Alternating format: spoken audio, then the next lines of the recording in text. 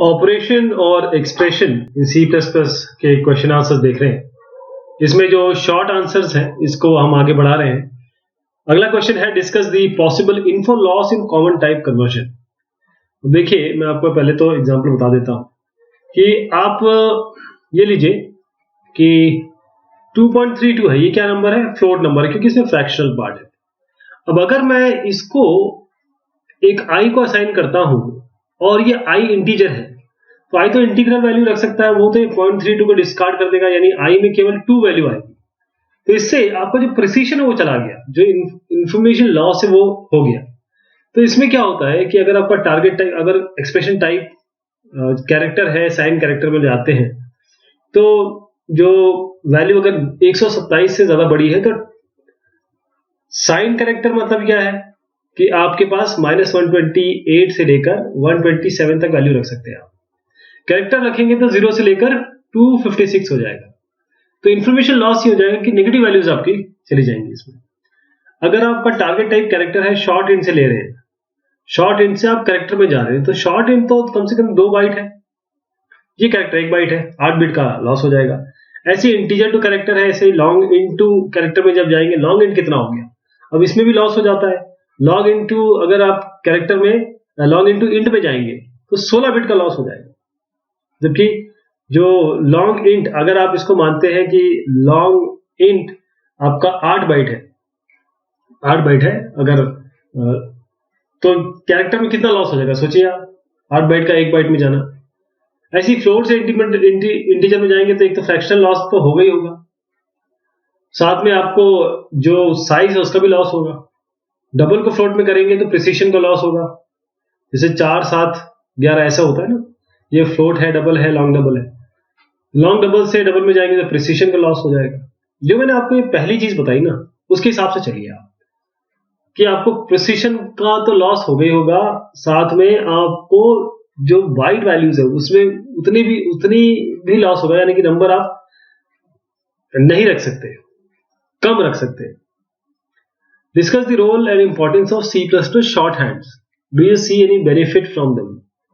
Role और importance क्या है C++ शॉर्ट हैंड का? जैसे मैंने लिख दिया a is equal to a plus B, ये लिखा ना, इसको शॉर्ट में कैसे लिख सकते हैं? a plus is equal to B, दोनों एक ही चीज है। अब देखिए यहां प्लस इज इक्वल टू करते ही आपको एक तो चीजें कम लिखनी पड़ी, ऊपर से कोड ऑप्टिमाइजेशन भी हो गया। तो C++ आपको एक शॉर्ट हैंड तरीका देता है असाइनमेंट स्टेटमेंट के लिए, और जो मैंने आपको बताया वो तरीका होता है जिसमें अगर आप इसको फॉर्मली देखना चाहें तो वेरिएबल जो ऑपरेशन है, जो भी ऑपरेटर यहां पर लिखेंगे, इज इक्वल टू एक्सप्रेशन। तो वेरिएबल इसमें टारगेट वेरिएबल है आपका, और OPER जो देख रहे हैं आप बाइनरी ऑपरेटर है, और एक्सप्रेशन आपका एक्सप्रेशन है जो ऑपरेट होगा, जिसपे ऑपरेट होगा वेरिएबल के साथ उसका ऑपरेशन। जैसे ये ए है ना, ए प्लस बी, यानी कि उसी ऑपरेटर का जिस रिजल्ट उसी में आ जाएगा और उसके साथ ऑपरेशन किसी और वैल्यू का होगा। जैसे x minus is equal to 2 का मतलब होता है x is equal to x minus 2। तो C++ शॉर्ट हैंड ये अरिथमेटिक असाइनमेंट ऑपरेटर यूज करते हैं।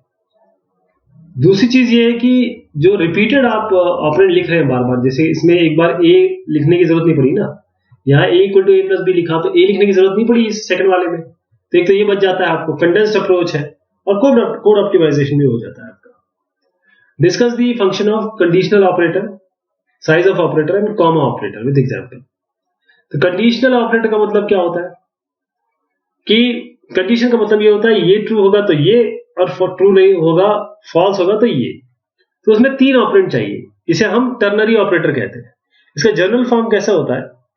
एक्सप्रेशन 1, ऐसे इसको मैं इस तरीके से लिखता हूं यहां पर ताकि क्लियर हो जाए आपको। Expression 1 question mark, expression 2 colon, expression 3। अगर एक्सप्रेशन 1 ट्रू है, जैसे आपने किसी को असाइन किया, जैसे z को असाइन कर दिया, तो एक्सप्रेशन 1 अगर ट्रू होता है तो एक्सप्रेशन 2 इसको z को असाइन होगा, अगर फॉल्स होता है तो एक्सप्रेशन 3 असाइन होगा। यानी कि एक्सप्रेशन 2 की वैल्यू एक्सप्रेशन 1 में जाएगी अगर ये ट्रू होता है, अदरवाइज अगर फॉल्स होता है तो एक्सप्रेशन 3 की वैल्यू इसमें जाएगी। जैसे ये एग्जांपल मैं यहां पर लिख के दिखाता हूं आपको, 13 is less than 20 question mark 1 colon 2। अब मान लीजिए मैं z को असाइन करता हूं, 13 क्या 20 से छोटा है कि बड़ा है? तो 20 बड़ा है, 20 13 से बड़ा है, 13 20 से छोटा है, इसका मतलब ये ट्रू हो जाएगा। तो पहली वैल्यू z को असाइन हो जाएगी, तो z को अगर प्रिंट कराएंगे तो 1 आएगा हमेशा। अगर आप इसको चेंज कर दें, ऐसा कर दूं मैं, तो 13 क्योंकि 20 से बड़ा नहीं है तो फॉल्स हो जाएगा, यानी कि 2 वैल्यू आई, 2 असाइन होगी, तो z को 2 वैल्यू मिलेगी। Size of operator, basically size of operator इसमें ऑपरेटर की तरह ट्रीट होता है, लेकिन ये फंक्शन है, क्योंकि कोई भी ऐसी चीज जिसके आगे राउंड ब्रैकेट हो उसको हम फंक्शन मानते हैं। तो कोई भी डेटा टाइप इसके अंदर डालेंगे आप तो वो उसका साइज दे देगा। अगर जैसे साइज ऑफ कोई भी डेटा टाइप डालेंगे तो उसका साइज देगा। जैसे मैंने साइज ऑफ इंटीजर डाला, INT डाला, यहाँ पर INT मतलब बेसिक डेटा टाइप डालना है इसमें, ये आपको 2 वैल्यू रिटर्न करेगा, यानी कि ये इसका डेटा टाइप रिटर्न करेगा। कितने डेटा टाइप कितनी जगह ले रहा है मेमोरी में, कितने बाइट्स ले रहा है वो रिटर्न करेगा। कॉमा ऑपरेटर, कॉमा ऑपरेटर क्या होता है? ये कॉमा ऑपरेटर, ये देखिए, पहले मैं बता देता हूं आपको, इसमें पहले एग्जांपल बताता हूं फिर ये बताता हूं कि इसकी थ्योरी क्या है। जैसे यहां से शुरू किया आपने x इक्वल टू 2, तो पहले x को 2 असाइन हो गया, फिर कॉमा के बाद ये दूसरा एक्सप्रेशन हुआ, यानी कि 2x को 2 असाइन हो गया ना, 2 - 1, तो क्या हो जाएगा 2 - 1 = 1। अब जो वैल्यू असाइन हो गई, जैसे जैसे जो निकल के आई 1, वो y को असाइन हो जाएगी, तो y को 1 मिलेगा। तो स्ट्रिंग्स, अगर आप कई एक्सप्रेशन को एक साथ करना चाहते हैं तो लेफ्ट टू राइट इवैल्यूएशन में आप चाहते हैं कि राइट मोस्ट एक्सप्रेशन जो हो वो फाइनल वैल्यू आए और वो इसको असाइन हो। तो आप लेफ्ट में जैसे x = 2 कर दिया, फिर x ++ कर दिया, फिर x - 1 कर दिया, तो इस तरीके से आप लिख सकते हैं। पहले असाइन इस वाले इसमें जैसे मैंने बताया, x को वैल्यू 2 असाइन होगी, फिर y को आप x - 1 करेंगे जो कि 1 आएगा।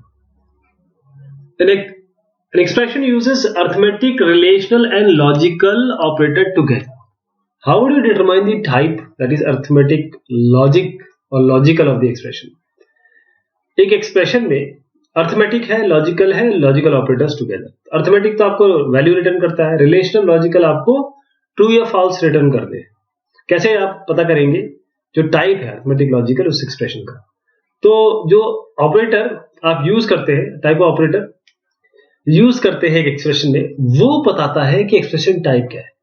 अगर एक्सप्रेशन अर्थमेटिक, रिलेशनल और लॉजिक ऑपरेटर एक साथ यूज कर रहे हैं और यह कर रहा है, तो हमको डिवाइड करना पड़ेगा एक्सप्रेशन को सब एक्सप्रेशन में। आपने देखा था पहले वाले क्वेश्चन में हमने राउंड ब्रैकेट दे दिया, जैसे x > 10 है, राउंड ब्रैकेट दे दिया, फिर और करके फिर x < 30। मान लीजिए एक एग्जांपल ले रहा हूं, तो ये राउंड ब्रैकेट से हमने इसको तो अलग कर दिया, इसको हमने बोला कि देखिए साहब ये तो रिलेशनल ऑपरेटर है, क्योंकि x और 10 का रिलेशन है कि क्या किसी से बड़ा है। जैसे भाई, एक छोटा भाई बड़े भाई, छोटा जो भाई है वो बड़े भाई से छोटा होता है, बड़ा भाई छोटे भाई से बड़ा होता है। ये एक रिलेशन हो गया, क्योंकि दोनों में रिलेशन है, दोनों भाई है। इसी तरीके से रिलेशन है। अब ये जब हो जाएगा तो इसका आंसर आएगा या तो ट्रू है या तो ये 10 से बड़ा होगा या छोटा होगा, x या तो 30 से बड़ा होगा या छोटा होगा, तो ट्रू या फॉल्स इसमें आएगा। और वो जब ट्रू और फॉल्स आएगा वो इस ऑपरेटर पर चलेगा। ठीक है। Discuss the benefits and loop holes of type casting. Type casting के फायदे नुकसान क्या है? टाइप कास्टिंग का फायदा ये है, एक टाइप को दूसरे डेटा टाइप में हम चेंज कर सकते हैं। ये ऑटोमेटिकली भी होता है, कंपाइलर भी करता है, या आप खुद भी कर सकते हैं, यानी कि ये मैनुअली भी हो सकता है। कुछ लूप होल्स है, कुछ कमियां हैं। वो क्या है? अगर आप लार्जर डेटा टाइप को असाइन करेंगे स्मॉलर डेटा टाइप में तो प्रिसिशन लूज हो जाएगा। और जो बड़ा फ्लोटिंग पॉइंट टाइप है, अगर उसको छोटे फ्लोटिंग टाइप में ले जाएंगे तो भी प्रिसिशन का लॉस हो जाएगा। फ्लोटिंग पॉइंट को अगर आप इंटीजर में डालेंगे तो फ्रैक्शनल पार्ट चला जाएगा, जैसे 2.3 वाला एग्जांपल मैंने बताया था। ऐसे ही अगर बड़े इंटीजर टाइप को स्मॉलर इंटीजर टाइप में आप डालेंगे तो इंफॉर्मेशन का लॉस हो जाएगा और ओरिजिनल वैल्यू हो सकता है आउट ऑफ रेंज चली जाए। Write a program which will raise any number x to positive power n, यानी कि x to the power n दे रहे, आपको निकालना है x to the power n, और आपको बोलना है कि x रन यूजर इनपुट करेगा। तो #include iostream.h करिए, फिर उसके बाद #include conio.h करिए, #include math.h करिए, void main लिखिए, यहाँ पर ब्रैकेट लीजिए, ब्रैकेट को बंद करिए, क्लियर स्क्रीन कर दीजिए क्योंकि conio.h आपने इसी के लिए यूज किया है। गेट ch लास्ट में डाल दीजिए क्योंकि आपने conio.h इसलिए किया हुआ है। conio.h का मतलब होता है कंसोल इनपुट आउटपुट। iostream का होता है इनपुट आउटपुट स्ट्रीम, यानी कि सी आउट, सी इन और सी एर के लिए होता है। math.h क्योंकि हम पावर फंक्शन यूज करने वाले हैं। पावर फंक्शन हम जो यूज करते हैं, पावर फंक्शन के अंदर हम x यहाँ और n देंगे तो अपने यहाँ x की पावर n निकाल के दे देगा। तो आप सी आउट करते हैं, यूजर से बोलते हैं कि आप साहब पहले एक्स एंटर कर दीजिए, फिर यूजर से बोलते हैं पी एंटर कर दीजिए, या फिर एन भी बोल सकते थे आप, एन एंटर कर दीजिए। फिर क्योंकि ये एक्स और एन दिया है इसलिए एक्स और एन लेना ज्यादा बेहतर है। आप एक रिजल्ट यहाँ पर आप तीनों को पहले यहाँ पर डिक्लेयर करेंगे। रिजल्ट के में power P O W function लेंगे। पावर फंक्शन जो होता है मैथ डॉट एच में होता है, इसलिए मैथ डॉट एच इंक्लूड की गई है। पावर एक्स कॉमा पी यानी कि एक्स जो है वो आप यूजर ने जो वैल्यू इनपुट की है, और एन जो यूजर ने एन इनपुट वैल्यू की है। एक्स कॉमा एन करेंगे तो रिजल्ट में आएगा, रिजल्ट को आप शो कर दीजिए। Write a C program to input principal amount and time. If time is more than 10 years, calculate the simple interest with rate 8%, otherwise calculate it with the rate of 12%. तो इसमें क्या होता है कि सीधी सी बात है, आपको PRT by 100 करना है। अब इन्होंने n कर दिया, अगर आप t लेना चाहे तो t ले लें, n लेना तो चाहे तो n ले लें। तो हम इसको n को हर जगह t कर देते हैं, बेहतर रहेगा कि जो हमने मैथमेटिक्स में पढ़ा है उस हिसाब से करें। ठीक, ये t है, टाइम हम लेंगे। तो सबसे पहले यूजर से बोलिए कि साहब आप प्राइस एंटर करिए, सीन करा दीजिए। यूजर को बोलिए ड्यूरेशन एंटर कराइए, ड्यूरेशन एंटर कर लीजिए टाइम में। अगर n, देखिए इफ लगाया हमने, if n is greater than 10, अगर n मतलब जो टाइम दिया है t दिया है वो 10 से बड़ा है, तो हम सिंपल इंटरेस्ट 8% के हिसाब से लेंगे। P R T by 100, p into 8, r आपका ये जो 8% के हिसाब से, t आपका यहाँ पर जो भी आपकी वैल्यू यूजर देगा, क्योंकि ये अब ये 10 से ज्यादा है बाय 100। एल्स में आप करेंगे p into R into T by 100, यानी कि प्रिंसिपल जो भी अमाउंट यूजर ने डाला है 12% होगा ये वाला, और t जो यूजर ने डाला है, क्योंकि अब ये t जो है वो 10 से ज्यादा नहीं है, 10 से कम है। फिर उसके बाद सिंपल इंटरेस्ट में प्रिंट करा दीजिए ये जो भी आपका i में अगर आपने लिया है, तो आई पी आर एन यहाँ पर फ्लोट नाम से करेंगे, क्योंकि ये वैल्यू फ्लोट में आ सकती है, फ्रैक्शन पार्ट आएगा। उससे पहले आपको iostream dot H, conio dot H, void main, bracket शुरू, ब्रैकेट एंड, क्लियर स्क्रीन और गेट एच देना ही पड़ेगा। ये सब में ये वाला चीज और यहां से आता है, ये जो चीज सभी प्रोग्राम में लिख दीजिए, बाकी अंदर का जो काम है वो अलग है। Write a C program to input a number, if the number is even print its square, otherwise print it cube. तो नंबर को इवन या ऑड पता करने के लिए सबसे अच्छा तो ये है कि नंबर को मॉड्यूलो 2 कर दीजिए। मॉड्यूलो 2 रिमाइंडर देता है। रिमाइंडर का मतलब ये होता है, जैसे मान लीजिए मैं 12 लेता हूं, 12 को अगर मैं 2 से डिवाइड करता हूं तो आपको पता है 12 2 के टेबल में आता है। एक और नंबर लेता हूं 13, ये 2 के टेबल में नहीं आता है। तो जब मैं इसको डिवाइड करूंगा तो 2 6 12 बचा 0, इसको डिवाइड करूंगा तो 2 6 12 बचा 1।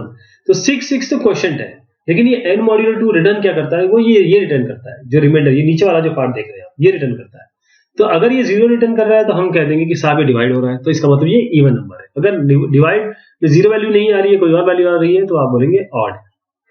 तो ये हम लॉजिक लगाएंगे इसमें। ये hash include iostream, conio, void main, brace start, brace end, clear screen, get CH, ये तो आपको करना ही करना है।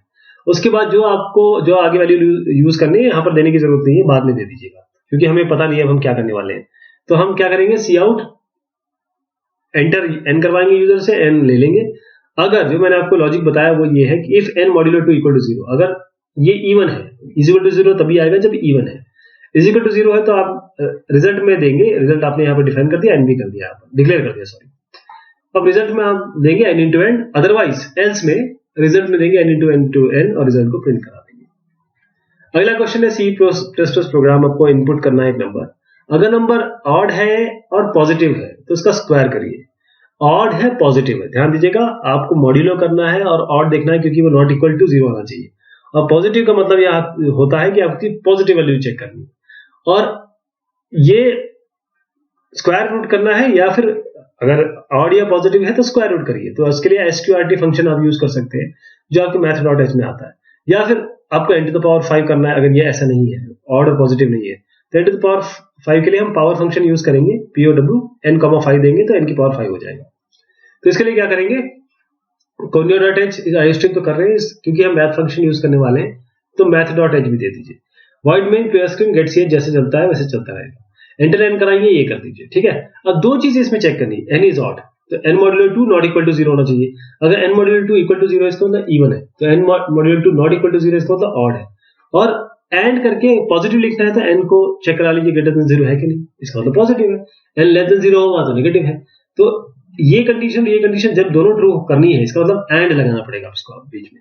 अगर ये कहते या ये हो या वो हो, जब दोनों कंडीशन आप ट्रू चाहते हैं तो इसका मतलब आप एंड लगाएंगे।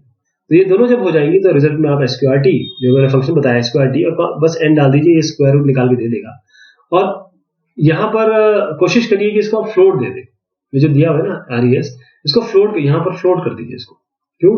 क्योंकि स्क्वायर रूट जरूरी नहीं है कि आपकी जो वैल्यू है वो इससे इंटीग्रल आए, तो आपके प्रिसिशन लॉस होगा, तो इसको फ्लोट करिए। रिजल्ट में देखिए n into n into n into n into n, या फिर आप पावर फंक्शन यूज कर सकते हैं, सीधा पावर यूज n,5 कर दीजिए, रिजल्ट दीजिए, इसको प्रिंट करा दीजिए, या तो ये प्रिंट होगा या ये प्रिंट होगा। अगला क्वेश्चन है C++ program to input choice. User के लिए आप समक्ष पेश कीजिए कि वो 1 डाले या 2 डाले। तो ये हम कर सकते हैं गेट ch से, एक कैरेक्टर लेंगे ch, यूजर को बोलेंगे एक वैल्यू एंटर करिए, उस वैल्यू को एंटर कराएंगे, चेक करा देंगे कि वो 1 है या 2 है, या स्विच लगा सकते हैं आप इसमें।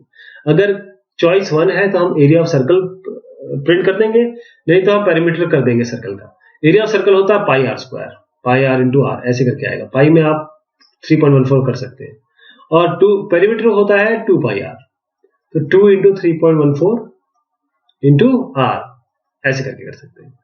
तो बाकी चीजें तो वैसी रहेगी, आयोस्ट्रीम, कोनियो, वॉइड मेन, यहां से स्टार्ट करिए, यहां से एंड करिए, क्लियर स्क्रीन, गेट ch, ठीक है। अब मैंने जैसे बताया था स्विच केस यूज करेंगे इसमें, तो यूजर से बोलिए कि साहब एक चॉइस एंटर करिए, इस चॉइस को हम इस कैरेक्टर में लेंगे।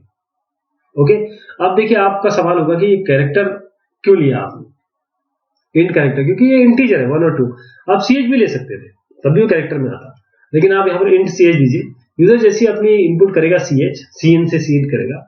अब ये केस 1 में जाएगा, अगर यूजर ने इनपुट किया 1 तो यहां पर जाएगा, यूजर ने इनपुट किया 2 तो यहां पर जाएगा, नहीं तो डिफॉल्ट आप बोलेंगे कि 1 और 2 के अलावा अगर आपने मान लीजिए किसी यूजर ने 3 डाल दिया तो उसके लिए भी चाहिए, कोई गलती से x डाल दे, कोई गलती से अपना नाम डाल दे, जैसे रोजा डाल दे, तो गलत हो जाएगा। उसके लिए क्या करना पड़ेगा, हमको डिफॉल्ट केस का रखना पड़ेगा, यहाँ पर देंगे सी आउट रॉन्ग चॉइस। अब देखिए स्विच केस में क्या होता है, स्विच से शुरू करिए, कैरेक्टर यहाँ पर जाएगा, अगर ये 1 से यूजर ने 1 डाला है तो आप बोलेंगे कि साहब रेडियस एंटर करिए और सीन रेडियस करा लीजिए, और एरिया 3 इंटू 1.4 इंटू आर और इसको प्रिंट करा दीजिए एरिया को। अदरवाइज अगर यूजर दूसरा एंटर करता है, दूसरा चॉइस एंटर करता है, तो स्विच के ये केस नहीं चलेगा, यहां पर आएगा आपका कंट्रोल, प्रोग्राम का कंट्रोल। रेडियस मांगिए, आर लीजिए 2 इंटू 3.14 इंटू आर, जैसे मैंने आपको यहाँ बताया, और सी आउट करा दीजिए पेरीमीटर ऑफ सर्कल और ब्रेक कर दीजिए। देखिए केस के साथ ब्रेक जरूर लगना चाहिए, ये एक्चुअली स्विच, केस और ब्रेक ये कंस्ट्रक्ट होता है। तो स्विच के साथ केस लगाइए, केस के साथ कंस्ट्रक्ट लगाइए। यहाँ पर कोलन है, ध्यान दीजिएगा, कोलन है, सेमीकोलन नहीं है। उसके बाद आप यहाँ पर आ सकते हैं। Write a C program to input 3 numbers और 3 integers and print the largest of 3। तो 3 को लार्जेस्ट करने के लिए आप, बहुत आसान है इसमें, आप एबीसी एंटर कराइए, यूजर से एबीसी कर देगा, ए और बी सी जैसे आया। अगर ए बी से बड़ा है और ए सी से बड़ा है, देखिए ए बी सी, अगर ए बी से बड़ा है और ए सी से बड़ा है तो आप बता देंगे कि एक बड़ा है, ठीक।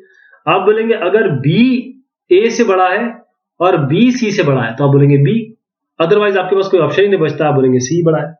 अगर ये दोनों कंडीशन चेक हो गई, ये वाली आपने देख लिया कि ए भी बड़ा नहीं है, ये देख लिया बी भी बड़ा नहीं है, तो आप बोलेंगे सी बड़ा है। अगर ए यहीं पे मिल गया तो आप बोल देंगे कि ए बड़ा है। अगर बी से चेक कराएंगे दोनों को तो आप बोलेंगे कि बी बड़ा है, अदरवाइज आपके लिए सी हो जाएगा। तो इसमें आपने रिलेशन ऑपरेटर भी यूज किया और साथ में आपने यहाँ पर एंड ऑपरेटर भी यूज किया, जो हमारा ऑपरेटर चेक कराता है ये ट्रू आ रहा है, ये फॉल्स आ रहा है, उसको कंबाइन करता है। तो ये आयोस्ट्रीम, कोनियो और ये तो आ गई आपका। तो इस तरीके से आप कर सकते हैं उसको। Write a C plus program to input a student type A और बी। अगर स्टूडेंट टाइप ए आ गया तो इनिशियलाइज कर दीजिए कॉलेज अकाउंट को 200 रुपए से, अदरवाइज इनिशियलाइज कर दीजिए हॉस्टल अकाउंट को 200 रुपए से। तो ये बिल्कुल वैसे ही करेंगे स्विच केस की तरह। अगर स्विच केस से नहीं करना चाहते हैं आप, क्योंकि स्विच केस में केवल जो आपने याद है आपको जो पिछले क्वेश्चन में इंट सी एच लिया था, या आप कैर सी एच ले लीजिए बस, क्योंकि कैरेक्टर आ रहा है ना, ए और बी कैरेक्टर है, तो इसकी भी आवश्यकता नहीं है। आप सीधा इसमें इफ एल्स से ही कर दीजिए, कोई दिक्कत नहीं है। आप क्या करिए, आयोस्ट्रीम, कोनियो, वॉइड मेन, या starting brace, end brace, clear screen, get C H, conio dot H clear screen और गेट सी एच के लिए यूज की गई है। यहाँ पर आप यूजर से बोलिए कि देखिए एंटर स्टूडेंट है, यहाँ पर बताइए यूजर को, ये यूजर के सामने आएगा कि आप ए और बी ही डालिए। क्योंकि होता क्या है, स्विच केस में एक फायदा ये होता है कि डिफॉल्ट केस मिल जाता है। वो इफ एल्स में भी लगा सकते हैं, ऐसी बात नहीं है। जैसे एल्स इफ कर देंगे और लास्ट के एल्स में आप डिफॉल्ट केस लगा देंगे, लेकिन अभी हम ऐसा नहीं कर रहे हैं। हम जैसे यूजर ए और बी देगा टाइप पे डालेंगे। अब देखिए टाइप को हमने कैरेक्टर दिया है क्योंकि ये ए और बी कैरेक्टर आ रहा था, पिछले क्वेश्चन में 1 और 2 था, वहां नंबर आ रहा था, इसलिए हमने उसको इंटीजर दिया था। अगर टाइप, बिल्कुल टाइप को चेक करा लीजिए ए से, और क्योंकि टाइप कैरेक्टर है तो चेक ऐसे सिंगल कोड ए से होगा। अगर ये है तो कॉलेज अकाउंट को 200 से कर दीजिए इनिशियलाइज, और आप बता दीजिए कि देखिए सब आपका ये अकाउंट इससे इनिशियलाइज हो गया। अगर नहीं है, ये अगर बी डाल दिया उन्होंने, तो हॉस्टल अकाउंट को आप 200 से इनिशियलाइज कर दीजिए, बता दीजिए कि हॉस्टल अकाउंट आपका 200 रुपये हो गया। Write a program that read in a character, char keyboard से कैरेक्टर आएगा और डिस्प्ले करेगा इनमें से कोई एक मैसेज। अब कैरेक्टर लोअर केस में है तो मैसेज आएगा upper case character corresponding to this is this. तो लोअर केस में अगर आता है तो अपर केस का आपको फंक्शन लिखना पड़ेगा, और बताता हूँ कैसे होगा। कैरेक्टर अगर अपर केस में है, देखिए लोअर केस, जैसे मैं एक एग्जांपल ले लेता हूँ, कोई ऐसा हो जो आपको दिखाई दे अच्छे से, ए। अगर उसने छोटा डाला तो यहाँ पर जब रिजल्ट आना चाहिए कैपिटल है। अगर उसने कैपिटल डाला यूजर ने तो आपको दिखाना है छोटा। अगर कैरेक्टर लेटर है ही नहीं तो आप बोलेंगे साहब पहले प्लीज लेटर डालिए, ठीक है। तो हम एक एस्की कैरेक्टर के टेबल में जाएंगे। लोअर लेटर जो एस्की के है वो 97 से 122 तक रहते हैं, यानी कि ए टू जेड, ये आपका 97 इसका वैल्यू है और 122 है इसका। और अगर आप कैपिटल ए से कैपिटल जेड को देखेंगे तो इसकी एस्की वैल्यू 65, इसकी एस्की वैल्यू 90, क्योंकि कैरेक्टर तो कंप्यूटर नहीं समझता है, वो तो नंबर समझता है। तो ए को 97 समझेगा, 97 को ए समझेगा, 65 को वो कैपिटल ए समझेगा। तो इसके लिए क्या करेंगे, हम आयोस्ट्रीम कोनियो std.hp लगाएंगे, वर्ड मेन शुरू करेंगे, यूजर से बोलेंगे साहब आप एंटर करिए character, C in character ch में ले लेंगे। उसके बाद हम क्या करेंगे, ch को इंट कोड में चेंज कर देंगे। मतलब ch को जैसे असाइन करेंगे इंट कोड में, इंट कोड हमने नया वेरिएबल बनाया, उसमें ch असाइन करेंगे तो इसकी इंटीजर वैल्यू आ जाएगी। अब उस कोड को चेक करा सकते हैं। अगर कोड 97 से बड़ा है और 122 से छोटा है तो हम बोलेंगे कि देखिए साहब आपने छोटा वैल्यू डाला है, इसका जो बड़ा केस है वो क्या है। आप देखिए इसका तरीका क्या है, इस कोड से 32 माइनस करिए, क्योंकि देखिए 97 से मैं अगर 32 माइनस करता हूं तो कितना होता है, यहां पर 5 आएगा, यहां पर 65 आएगा, है ना 65। तो अगर मैं कोई भी यहां पर वैल्यू आती है उसको अगर मैं 32 से माइनस करता हूं तो वो उस कैरेक्टर तक जाएगा। तो यहां पर आप करेंगे कि अपर केस इसका करस्पॉन्डिंग है कोड, जो भी कोड यूजर ने डाला है -32, क्योंकि हमने कोड नहीं, उसने तो कैरेक्टर डाला है, हमने कोड में कन्वर्ट किया। अगर दूसरा केस है अगर 65 से लेकर 90 के बीच में, तो आप बोलेंगे नहीं साहब आपने हायर केस डाल दिया, हम लोअर केस करते हैं उसको, तो उसमें +32 कर दीजिए, बस यहाँ पर कोड +32 कर दीजिए। लेकिन अगर ये दोनों ही कंडीशन अगर आप फेल हो गई, यानी कि कोड 65 और 90 के बीच में नहीं है, 97 122 के भी बीच में नहीं है, तो आप बोल देंगे character is not a letter. यहाँ पर और लगाना है, यहाँ पर एंड लगाना है। तो ये हमने जो फाइनल क्वेश्चन थे शॉर्ट आंसर के इस चैप्टर को देखे। बहुत शुक्रिया, बहुत मेहरबानी आप सभी की।